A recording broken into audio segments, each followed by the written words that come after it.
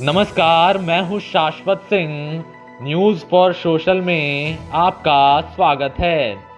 भारत दुनिया का सबसे बड़ा लोकतांत्रिक देश है, लेकिन अगर कहा जाए कि इसी मुल्क में एक ऐसा गांव भी है जहां भारत का संविधान नहीं माना जाता है, इस बात पर जल्दी यकीन कर पाना मुश्किल है, लेकिन यही हकीकत है। हिमाचल प्रदेश में एक ऐसा गांव है जहां के लोग भारत के संविधान को न मानकर अपनी हजारों साल पुरानी परंपरा को मानते हैं। पहाड़ियों से घिरे हिमाचल प्रदेश के कुल्लू जिले में ये छोटा सा गांव है मलाना, जिसे दुनिया को सबसे पहले लोकतंत्र यहीं से मिला था। प्राचीन काल में इस गांव में कुछ नियम बनाए गए हैं। इन नियमों को बाद में संसदीय प्रणाली में बदल दिया गया। इस गांव के अपने खुद के दो सदन है, एक छोटा सदन और एक बड़ा सदन। बड़े सदन में कुल 11 सदस्य होते हैं, जिसमें 8 सदस्य गांव वालों में से चुने जाते हैं, जबकि 3 अन्य कारदार, गुरु और पुजारी स्थायी सदस्य होते हैं। इस सदन की अनोखी बात यह है कि गांव के प्रत्येक घर के एक सदस्य जरूर होता है। घर का सबसे बुजुर्ग व्यक्ति ही प्रतिनिधित्व करता है। वहीं ऊपरी सदन में किसी सदस्य की मृत्यु हो जाए तो पूरे ऊपरी सदन का दोबारा गठन किया जाता है। सिर्फ सदन ही नहीं, बल्कि मलाना गांव का अपना प्रशासन भी है। कानून व्यवस्था बनाए रखने के लिए इनके अपने कानून हैं।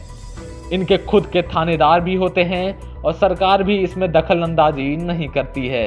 अब बारी आती है सदन में सुनवाई की। सदन में हर तरह के मामलों को निपटाया जाता है। यहाँ फैसले देवनीति से तय होते हैं। संसद भवन के रूप में ऐतिहासिक चौपाल लगाई जाती है।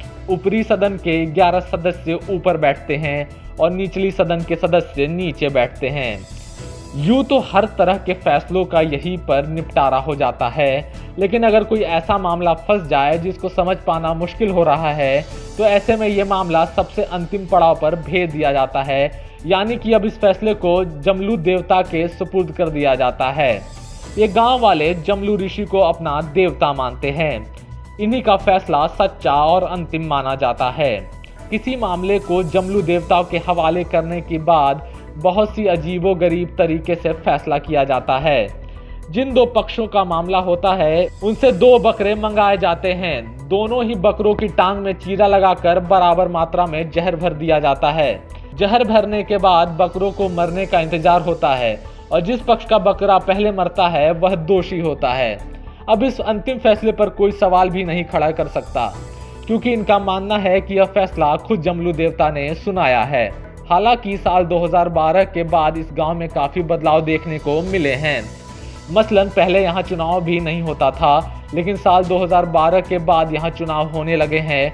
इस विचित्र गांव में इसके अलावा और भी कई गहरे रहस्य हैं, जो इस गांव की ओर लोगों का ध्यान खींचते हैं। रहस्य से भरे इस गांव में बाहरी लोगों के कुछ भी छूने पर पाबंदी है।